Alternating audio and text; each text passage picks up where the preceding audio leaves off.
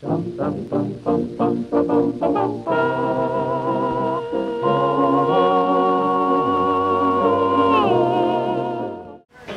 kaugaliang hindi maikakailang Pinoy na Pinoy.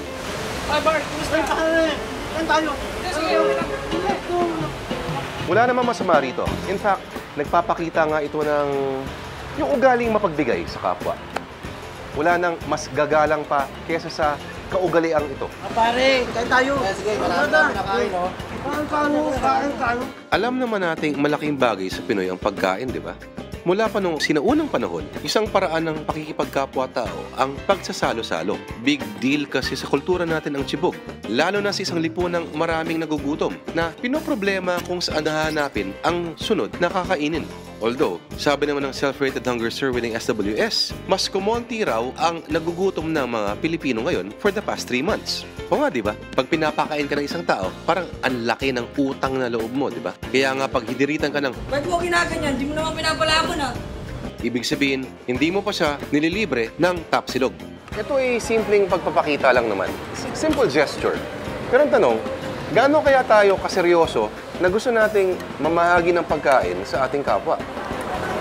Kain tayo. Pero, paano kung yung inalok mo ay ganito? Pare, kain tayo. Sige lang, tol. Diet ako eh. Tara na. Kain tayo. Diet nga ako. Tingnan mo nga, lumiliit na nga yung tiyan ko. Kain ka nga. Halika, kain tayo. Ayoko nga, yung ulam mo, pang mahirap. Kadiri. Ay, Bart! Tol, kain tayo. Ito ka yung papagamit mo sa akin, yung kutsara niyan. Di para tayo naghalikan. Kadiri ka! Kain tayo, tara. Bakit? Ito pula mo. Close ba tayo? Kain tayo. Leche, anong tingin mo sa akin? Patay gutom na katulad mo? Kadiri!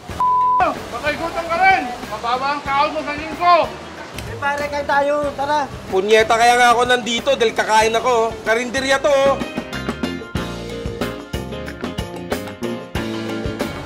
Hey, pare, long time na kasi. Kain tayo.